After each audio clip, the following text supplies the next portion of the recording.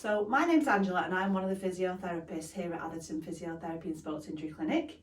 And my background, just quickly, is that I did 5 years in the NHS at Bolton and Whiston and St Helens actually. And then after that I've worked here and abroad in probably 4, including this one, 4 private clinics. So, over to you. So hi, my name's Mia and I'm also one of the physios here, but I work on the evenings. So my background is that I work in the NHS still. I work at Bolton Royal, rotating around, and I work here in the evenings, and we work till 8 o'clock. Yeah. So what we're going to be talking about today is why would you pay, like I just said. So what do you think, Mia, people gain the most by seeing a physiotherapist quickly?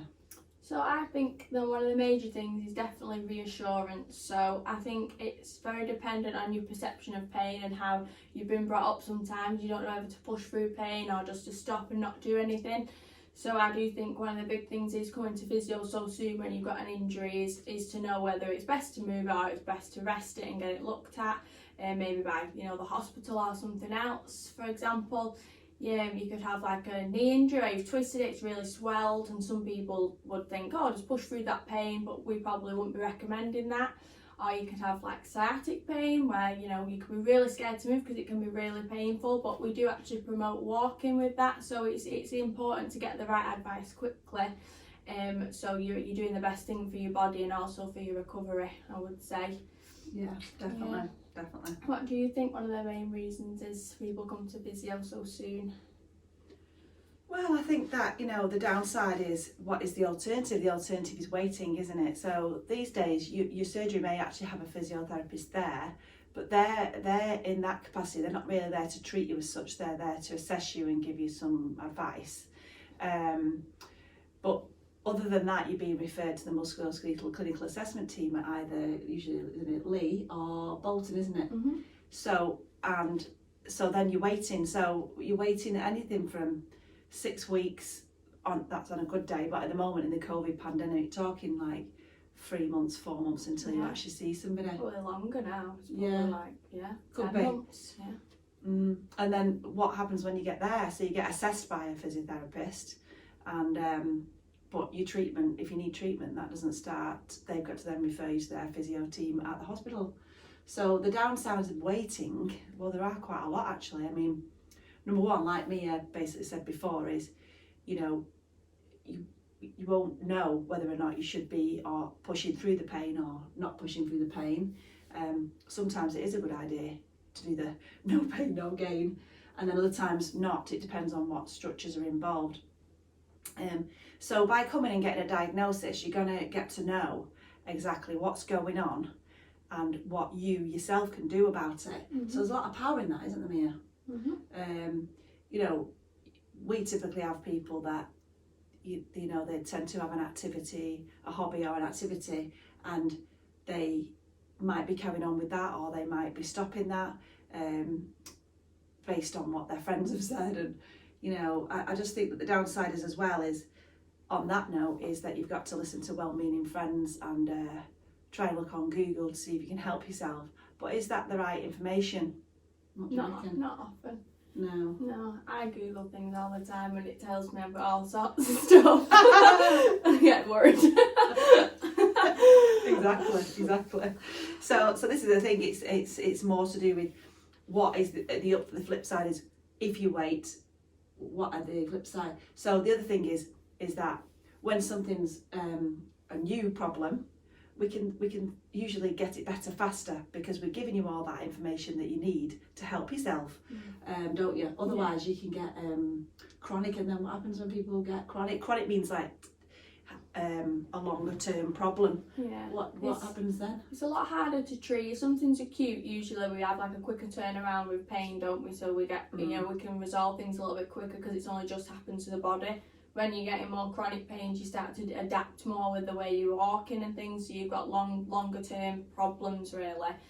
So that's why it's good to come so soon, isn't it? Because when you're waiting for so long, by that time it's a chronic pain, it's going to take a lot longer, you can get disheartened, it's it's not as quick as what we would hope. Well, that's right, and we find quite often people have had to put their life on hold. So you think about if you do go to the gym, or you do go to your running club, or you do go to your salsa class, or whatever it is that you like to do, you're putting that life on hold because you can't do those activities anymore because they hurt. Mm-hmm. So that is another downside, is you're putting your life on hold. That's the main thing. Mm-hmm. So yeah. So if you're already on a waiting list from the hospital, Mm-hmm. Can you still come to can you still come to private physio? Sorry. Absolutely. I mean, I consider that definitely here, don't you think, Mia? We're definitely an inclusive practice. So if we think, I mean, going back to, so what, answer your actual question was, yes, of course you can come here, because what we could be doing is we'll start your physiotherapy now, if that's what you need, and then everything will go a lot more smoothly.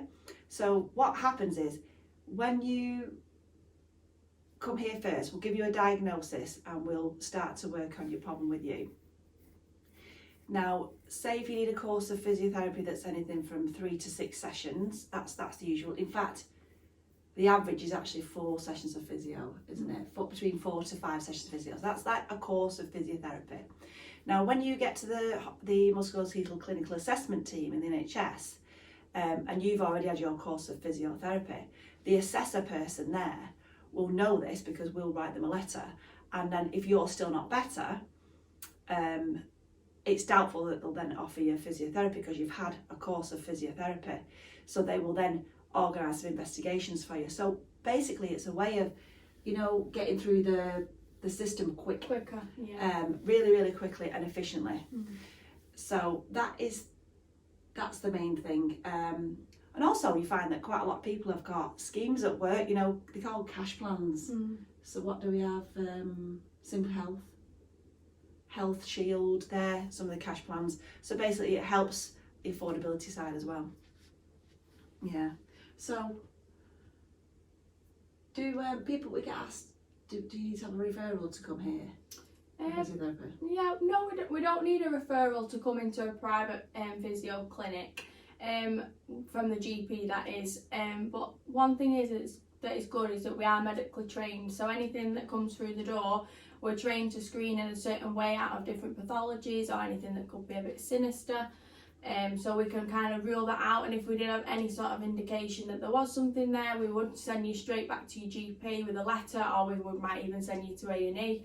And so it is difficult with GPs at the minute with COVID, isn't it? Mm-hmm. They're only seeing like a third of people face to face, so sometimes if it is musculoskeletal, it's very hard to assess over the phone sometimes, isn't it, with a GP? So if you came to our clinic and we felt like there was something that needed further investigation, the letter that we sent you back would kind of get you looked at a little bit more. They might look at you more face to face. Yeah. And it has happened, hasn't it? We've sent quite a few people back to the GPs or A&E for different things, haven't we? And it could be nothing, but it's good that we are trained to get it checked, aren't we? So I do feel like that's again a good bit of reassurance, really, isn't it, by coming? Definitely. I mean, definitely when we were in the big lockdown, I found that I was writing GP letters and asking people to be referred for rheumatology appointments and for blood tests and things. So that definitely got them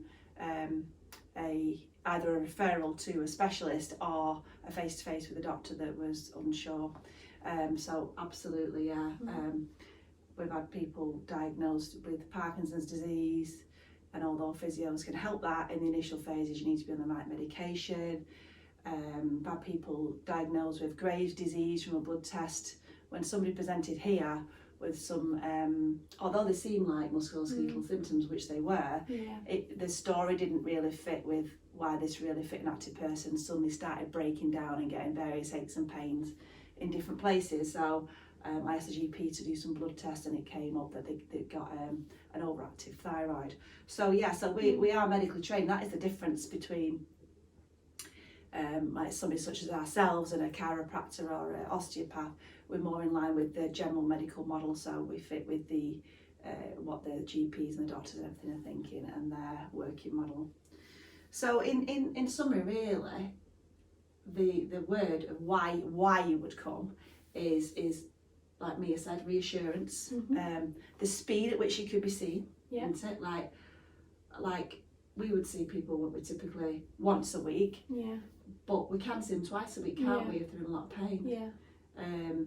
And also, you know, when you go to the NHS physios, you'll find that you might have an appointment 1 week and then you're not seen for another 3 weeks, don't you? Yeah. And it's tough because I worked in the NHS and it is a Yeah. conveyor belt of patients. It's very, Yeah. very difficult. It is. It's difficult. Like nothing bad to the NHS because obviously I work there, but it's just the time. There's so many people to see in a such short space of time that we'd like to see everyone week on week, but we just really don't have the capacity or the staff really to do it.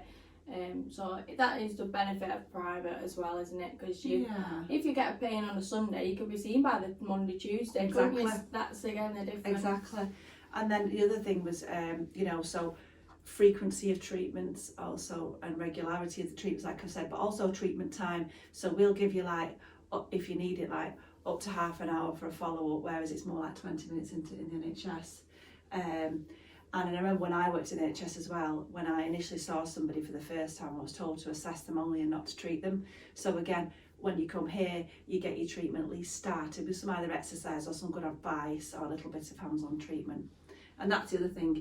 I tend to find that we are quite hands-on here, aren't we? Yeah, definitely. Yeah, that is the one thing that can be quite different to people.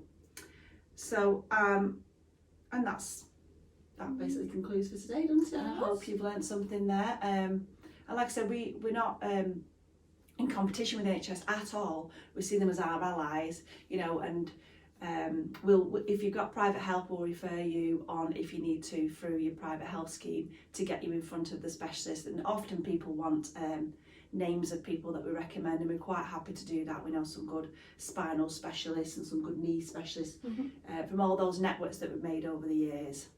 So yeah, so I hope you learned something. Thank you for very much. listening.